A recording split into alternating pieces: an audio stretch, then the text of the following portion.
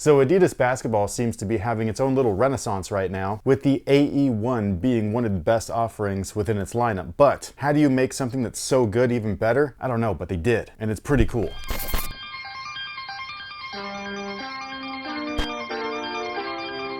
Hey, what's going on, guys? My name's Chris. Welcome back to the official WearTesters.com YouTube channel. Today we got a detailed look and breakdown of these bad boys right here. This is the Adidas AE1 Low. And this little era that we're having right now of Adidas basketball is really reminding me of an era that maybe was their first renaissance way back in 2016. And in 2016, Adidas actually released the Adidas Crazy Explosive Prime Knit, which was a really cool and amazing shoe on court. I will say, like, it was one of my favorites, if not my favorite of that year. Then in 2017, they kind of like refreshed the shoe, much like they're doing right now with the AE1, by turning it into a low top that happened to have performed better than the high top original. And that's just how these guys feel right here, man. Like, these feel like a better shoe than these, which is crazy to think, because this is already really good, but this feels better. Now, one of the weird things is that by making the shoe better, they actually didn't change too much. So some of the stuff that you may have loved on the original model is still here. It's just that there are a few aspects that have been tweaked, and those are probably the aspects that needed tweaking in the first place. So the outsole itself hasn't changed. We still have herringbone from top to bottom. This is a great move. The traction is one of the shoe's ultimate highlights. I never had a bad experience in the shoe yet, and I don't intend on these giving me anything different. The only thing that I will say is just that it's probably not the best colorway to launch with, but that's just my personal opinion. I don't really like this one, but I'm really looking forward to like that pink pair. I'm hoping that there's a Stormtrooper Low, because this is one of my favorites of the high tops. But anyways, the traction is the same. It's going to be awesome. There's all the same flex grooves within it, so you're going to get ultimate flexibility, and then they still have all those little carved out notches and everything where things can start to compress and stuff like that, which is going to be needed because the cushioning is definitely where they did change some stuff. And that's the thing where I'm wondering what people are going to think. My opinion personally, it's just an all-around better shoe. So instead of having full-length boost housed within this rubbery cage and carrier, they actually switch things up. So we have light boost instead, but it's not full length. It's very interesting. They've actually included a different midsole within the shoe, and then they've added light boost pucks in the heel and forefoot. Something to take note though, this shoe retails for 110 bucks. Shut up and take my money.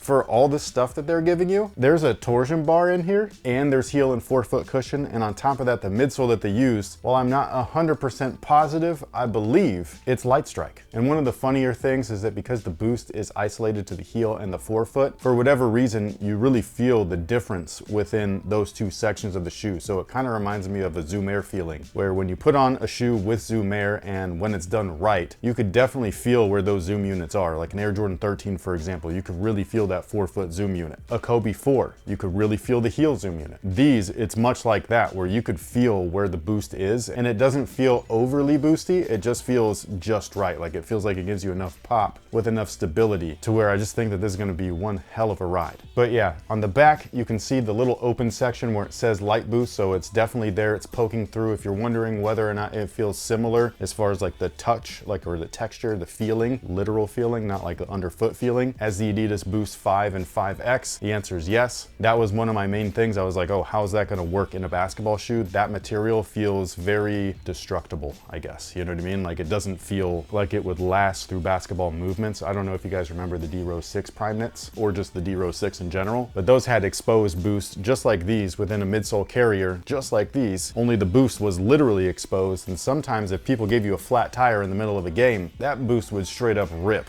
It was crazy. So if that dense boost would rip, then light boost would be obliterated. So doing it like this, I just think is a good move. It's keeping it inside of something, so it's protecting it, but the thing that it's inside is still malleable. Like, the rubber cage still moves, so you can still get the benefits of boost. And then right here at the medial arch, you can actually see that they removed the cage just so that the midsole foam could move too. That's something that I just really find weird, honestly, like, and not weird in a bad way. I'm just like, damn, they like really thought this one out. Like, I think that this is a better product than this. And that's crazy, because this is really good. Definitely not a Nike move, you know what I mean? Like, Nike's like, let's make it cheaper. Now, before I get too far ahead of everything, I just want to know how much these weigh. God dang, those are fucking heavy. And then I just want to know what the lows weigh in comparison. still pretty heavy, which I suppose is to be expected. I was just curious because of the change-up of the light boost and the supposed light strike midsole and stuff. I just wanted to know. In hand, you could definitely feel a difference. These are beefy in comparison to this. Like, I feel like I'm holding two different shoes here. Now the materials are where they kept things pretty much the same, so not a lot of change there. If you like the rubber wrap around primarily the entire shoe, then you're gonna like it here. What it does is allows a lot of flexibility and mobility along with some durability, but it allows for a lot of airflow too. All these little holes right here, they're actually like good vents. It's not just for show. You can actually see right through the shoe, at least if you're looking on the inside and looking outside with like a good light source. And then all of that stuff is adhered to this kind of like really stiff, I don't know what you would call this. It feels just like a mesh or a textile, but heavily layered. So the one main layer is the stuff that you see, but then there's tons of other layers behind it, making it a little bit thicker, a little bit more sturdy than what it actually is. And I think that's a good move just because it's keeping a lot of the same stuff, so you're not overspending, at least on the overall budget, but you're still able to then tweak things in ways that makes the shoe just a better overall experience. The heel counter is still a fake carbon fiber or whatever. It's that TPU stuff with the carbon fiber graphic on there, but there's an internal one as well. Where they started to switch things within the upper is along the tongue. It's the one thing where I kind of wish that they still had the bungees there to keep the tongue fixed in one spot. They removed the bungees, so this one can twist up a little bit, so hopefully that doesn't allow for these grommets to kind of like dig into your feet. But the biggest change that they did, which was a huge positive, is that right here at the base of the lace, those first few are just fixed. Like, there's really no reason to even have laces there because you can't loosen it, you can't tighten it. It's just, it's weird, it's odd. They completely did away with that. Again, probably the biggest thing that they changed, in my opinion at least, is that feature. And they just made it a normal enclosure or throat area with the eye stay where you can actually switch things up. You can make it a little bit more loose down there, you can make it a little bit tighter, it depends on what you're needing. And again, I just think that that's a huge plus. It's also a plus for casual users if you're gonna like unlace them and make them just kind of like your kick around shoe, something that's comfortable and durable, that looks good, that's nicely ventilated. There you go. Another thing that they switched up is actually the interior, something that you can't really see, but this whole rear section of the internal is very nicely sculpted and padded. They did a good job of it here, but they just have all this extra stuff up top because they're, you know, more of a mid-top shoe. It's really unnecessary. True support, at least from a fit standpoint, comes from this heel section. So as long as the heel fits and it's a one-to-one fit with your foot, meaning that you're not wearing like some like cumbersome foreign object, and everything fits snugly and securely while not allowing you to shift off the footbed, that's what all that support is really all about. And this shoe right here does it really well. So they remove all the unnecessary stuff, and yes, it made the weight go down just a tad bit, but not anything crazy. And just in case you're wondering, this is the insole. It's a thin piece of but you can take this out, you can swap it out for anything else that you want, and then you'll be good to go. Now, as far as the fit is concerned, that's also something that has changed, even if just slightly. I'm not sure what it is. I don't know if they're built on a different last. I don't know if it's because of the extra sculpting and padding in the rear, but these fit very snug compared to the high top version. I did end up going true to size just because I feel like that stuff will break in the more that you play in them, but I could see some people trying these on and wanting to go up half a size. So this is something where if you can, find them in store, try them on. Otherwise, just know that they fit fairly snug, but I would say go true to size for most, and then some people might want to go up half a size. Now, with all that being said, do we happen to have time for a question of the day? Who is your favorite Power Ranger that is not named Tommy?